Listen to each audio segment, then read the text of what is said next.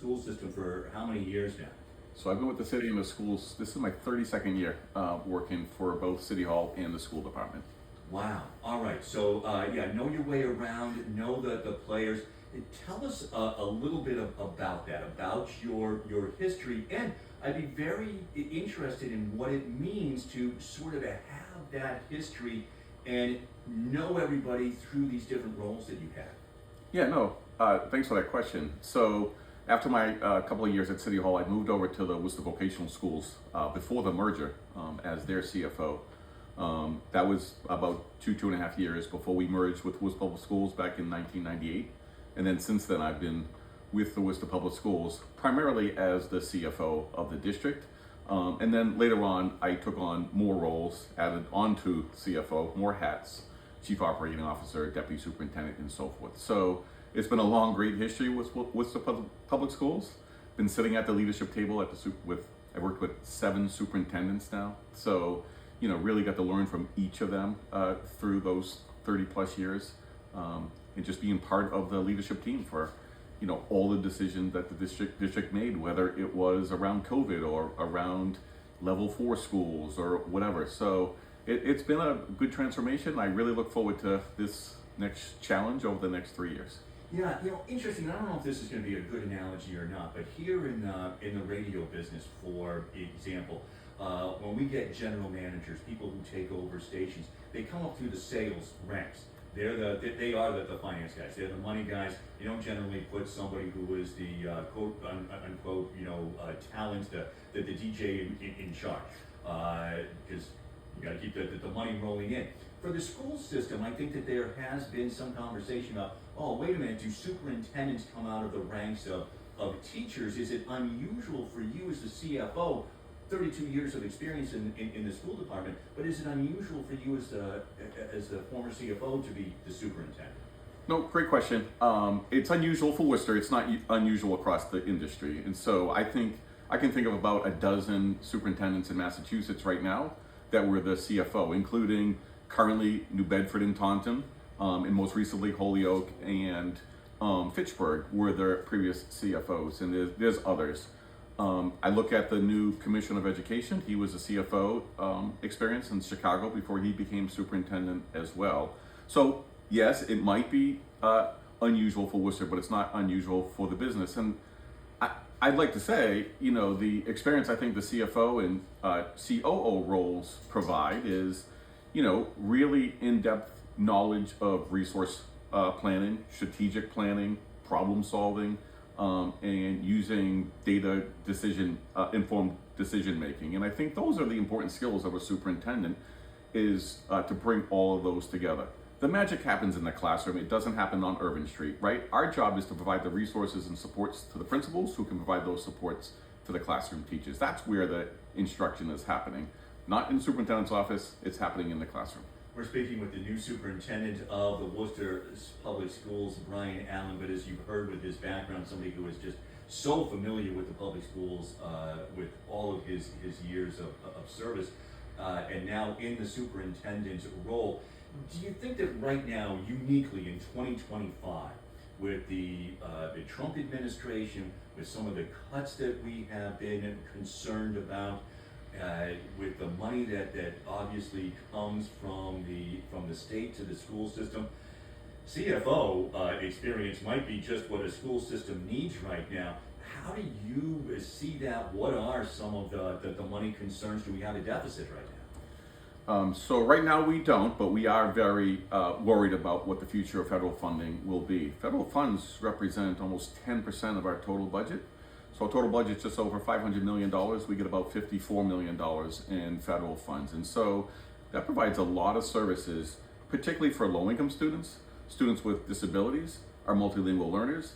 It funds our Head Start preschool program and our entire school lunch program that feeds all of our students. So those are significant programs that help our students. And so, we're staying engaged every day, because every day is different in terms of our federal funds. With regards to the state budget, obviously, as you said, we're very dependent on state funds.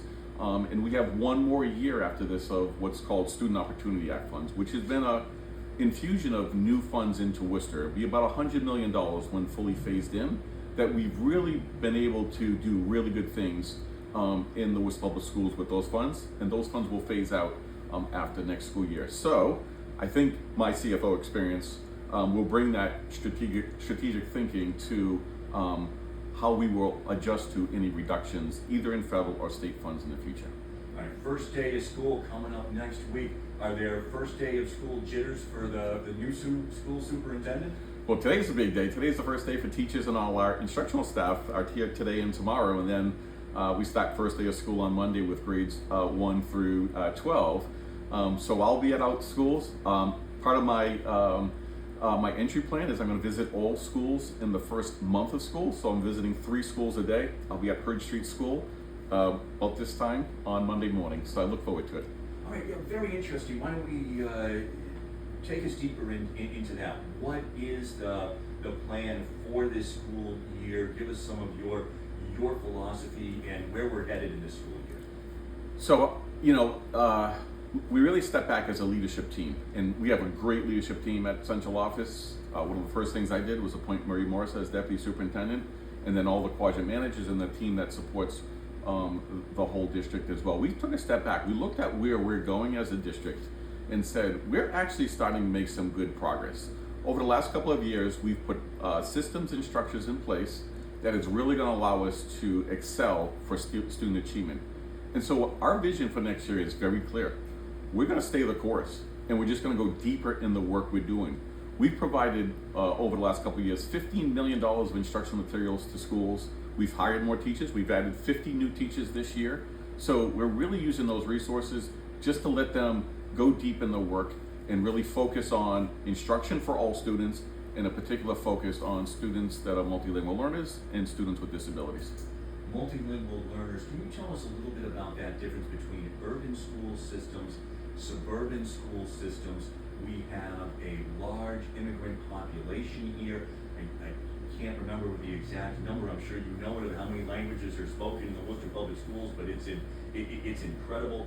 How do, with all of the testing and MCAS and everything else, now how does an urban school system sort of compete with those suburban school systems? If compete is the right word, but how do we keep those scores up for somebody who may join us in the 7th, 8th grade, maybe more mobile?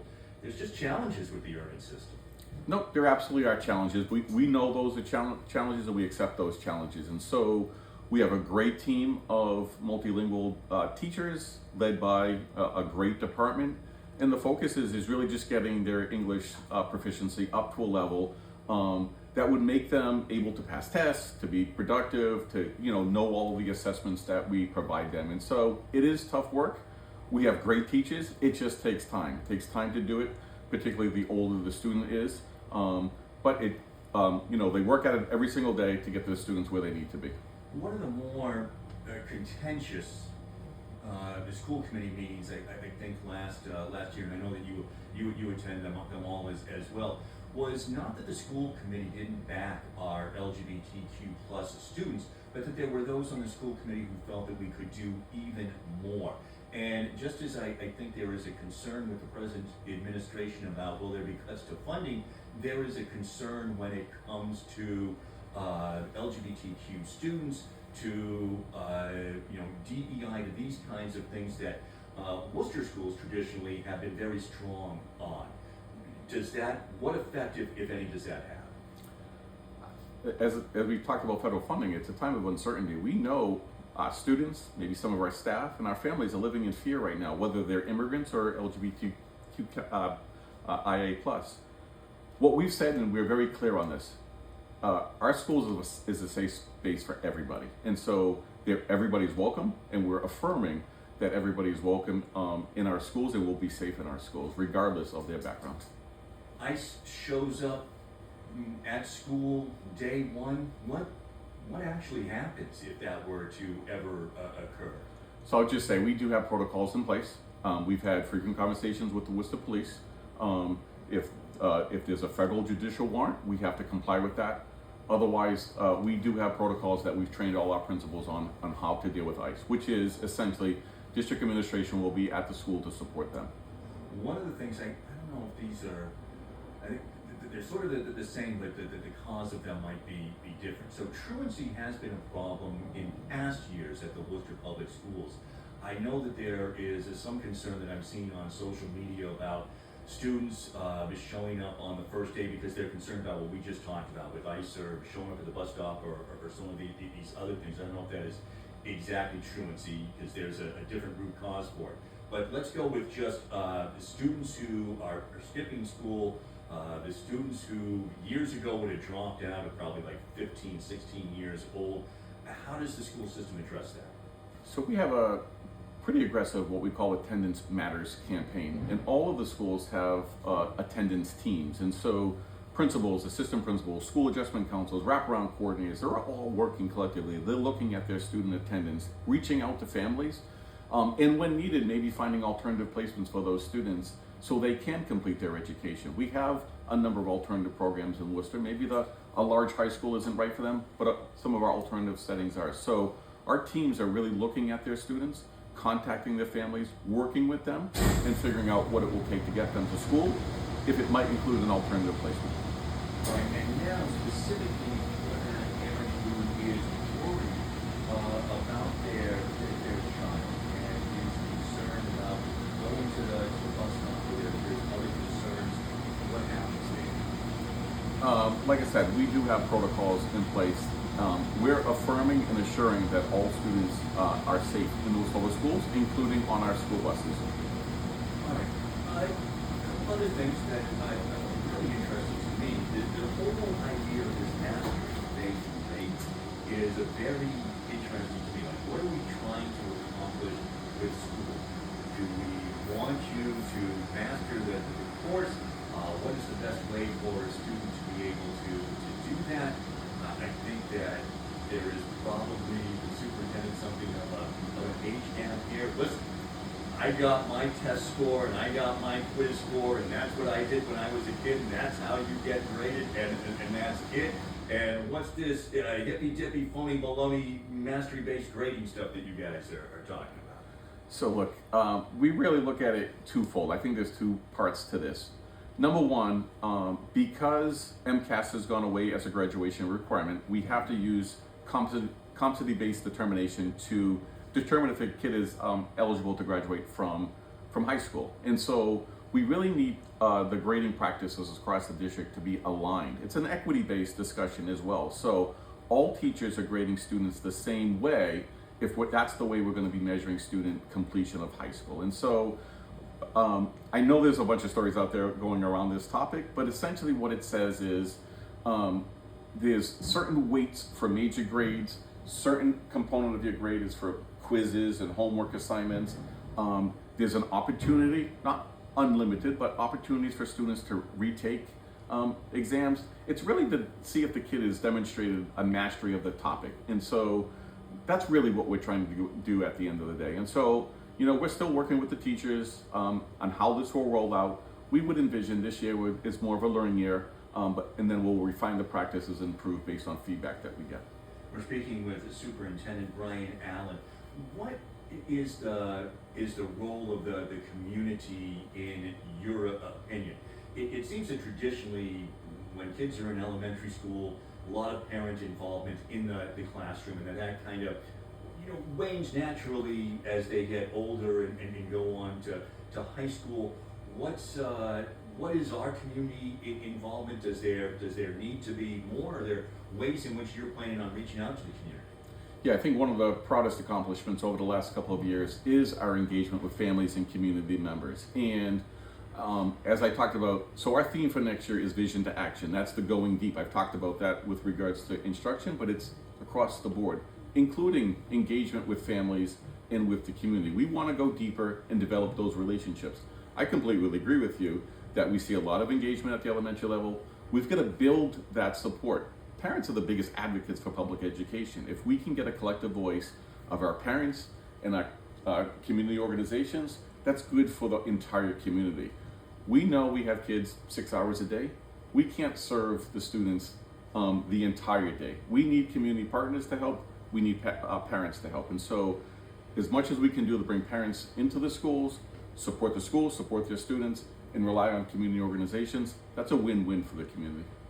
We do a lot of local politics here on the talk of the Commonwealth, so kind of with that in mind, I'm very curious, what is the relationship, and what do you think the relationship should be between the school superintendent and between the Worcester School Committee?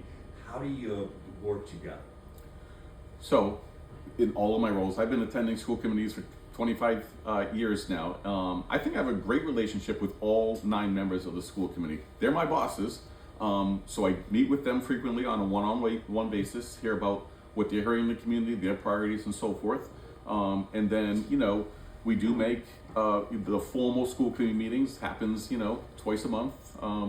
But I'm in frequent conversation with the school committee about what they're hearing and what their priorities are. And like I said, I think I have a great relationship with all 9 members.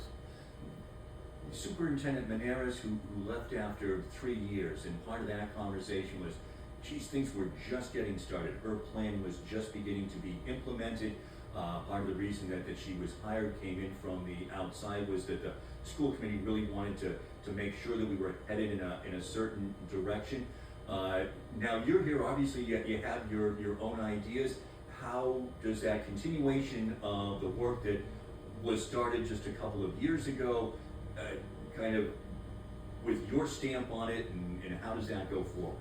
No, exactly. That's the plan. I think that's one of the reasons the school committee looked to me to kind of fill this period of time as superintendent for the next 3 years. It's really to complete the strategic plan that was put in place 2.5 years ago.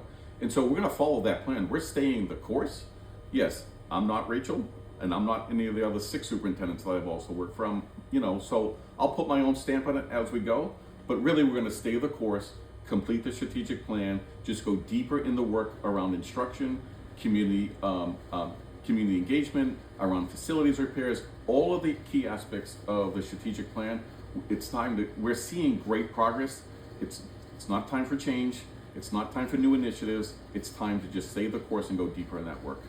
Having said that, and probably a pretty good place to end it, but having said that, what do you think the students and the teachers will be seeing from the Brian Allen administration? Well, they're going to see us out in the schools every day. So, but other than that, what they're going to see is an intentional focus around high quality instruction, using all of the resources that we have, whether it's people, materials, and time, to best support the students of Worcester. My greatest accomplishment, and what I'm most proudest of, is I'm a graduate of Lewis Public Schools from South High. I want kids to have the same experience that I had at South High across the entire district, and so they can be successful and lead productive lives. Worcester School Superintendent Brian Allen, thank you so much for stopping by and joining us here today. Thank you, Hank.